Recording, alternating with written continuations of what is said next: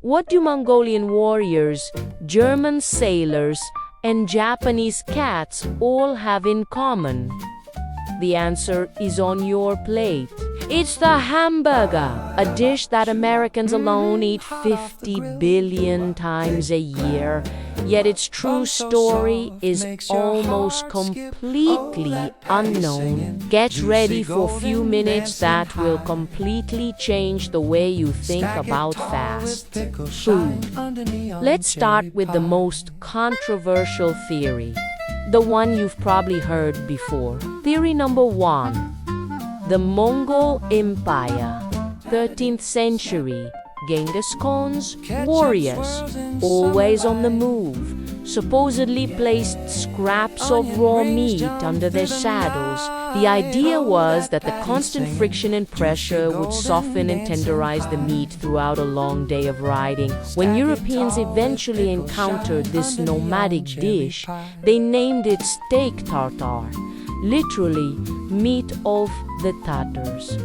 It's a fantastic story, isn't it? It's rugged, it's resourceful, it's cinematic. The problem, there's not a single historical document that actually supports this. Not one Mongolian text, not one European traveler's log. It's a brilliant culinary myth, a story that sounds just a bit too good to be true. The reality, as it often is a little less dramatic but far more traceable. Let's fast forward to the 18th century and head to the German port of Hamburg. This city was a massive hub for trade and emigration. Sailors needed food that was cheap, filling, and lasted a while. Their solution was Hamburg-style beef. This was typically salted, minced, low-quality beef, sometimes mixed with onions and breadcrumbs and formed into a patty. It was a practical, working-class meal. When the great wave of German immigration to America began in the 1840s, they didn't just bring their hopes and dreams. They brought their recipes. Dockside Food stands in New York, and Chicago started selling Hamburg steak to cater to the newly arrived German laborers. It was a taste of home, but it was still just a patty on a plate. The final, crucial ingredient was still missing: the bong. This is where the story gets really American. It becomes a tale of ingenuity, competition, and good old-fashioned fare. The year is 1885. Picture the scene: bustling state fairs, people eager for entertainment and quick food. Vendors are selling grilled Hamburg steaks. But there's a problem. People want to walk around, enjoy the rides, and see the sights. Eating a greasy meat patty with a knife and fork isn't convenient. Their hands get dirty. So, a simple yet revolutionary idea was born. Put the patty between two slices of bread. But who did it first? The historical record is a messy food fight. In Seymour, Wisconsin, Hambara Shalinegrin claimed the USD won.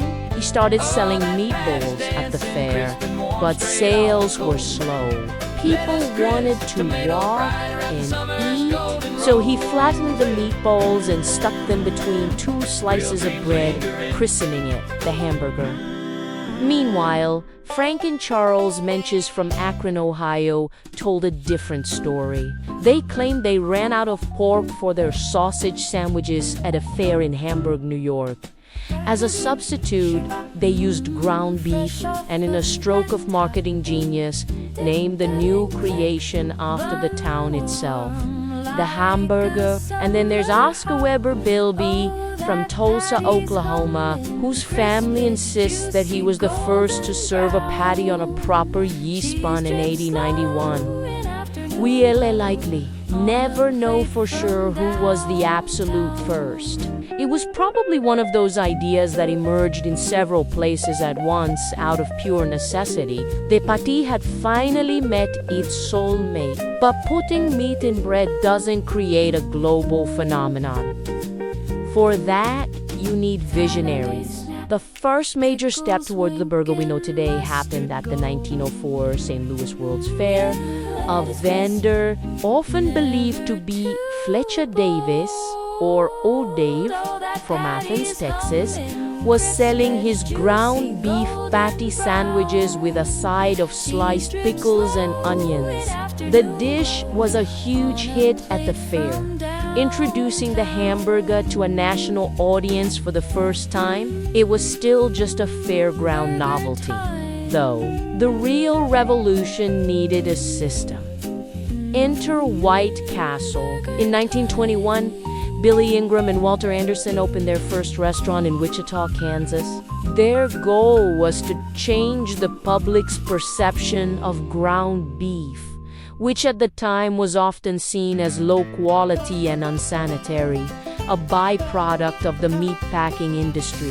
White Castle's solution was brilliant. They built their restaurants as small, gleaming white fortresses. The interiors were stainless steel, the employees wore spotless uniforms, and the kitchen was in full view of the customers. They even ground their own beef in-house. They engineered a small, square, 5-cent burger cooked with onions to steam the patty and bun together. They weren't just selling a sandwich, they were selling cleanliness, consistency, and efficiency. They invented the fast food chain. If White Castle wrote the first chapter of fast food, the McDonald brothers wrote the Bible. In 1948, Richard and Maurice McDonald were running a successful drive-in restaurant in San Bernardino, California, but they were tired of the complexity.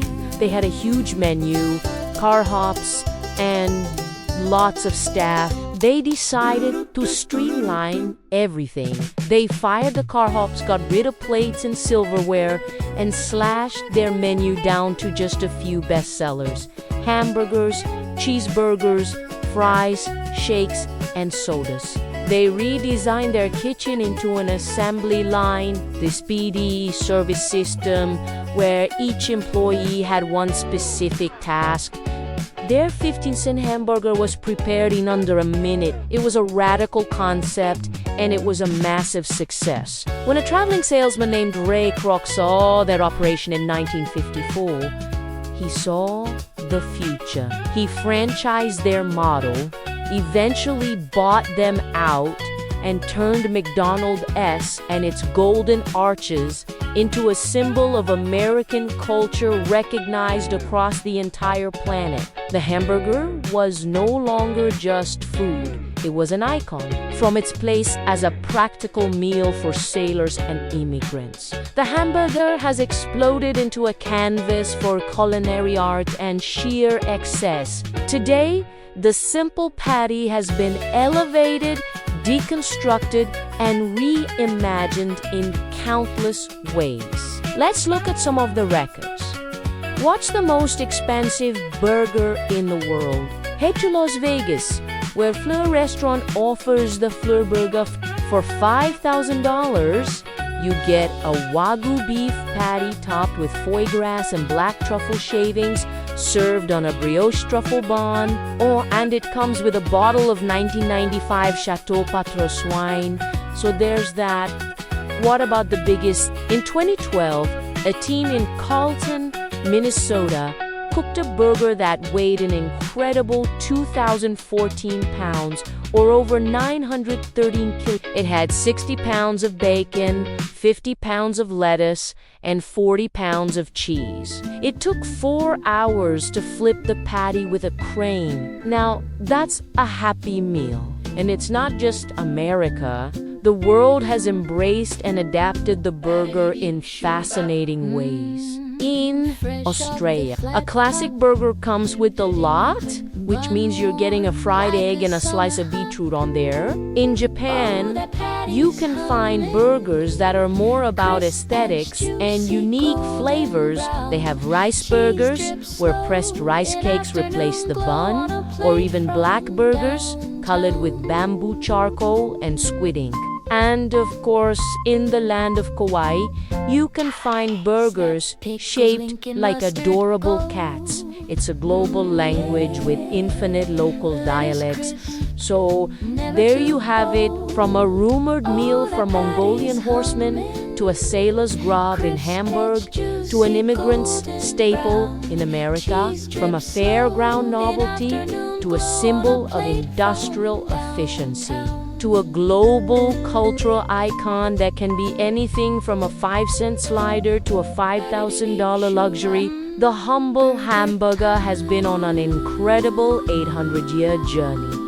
It's a story of migration, innovation, and industry. It's a dish that's both simple and complex, both local and global. So the next time you bite into one, remember you're not just eating fast food. You're tasting a piece of world history. What's your favorite way to have a burger? Let me know in the comments below. Thanks for watching, and don't forget to subscribe for more deep dives into the food we eat.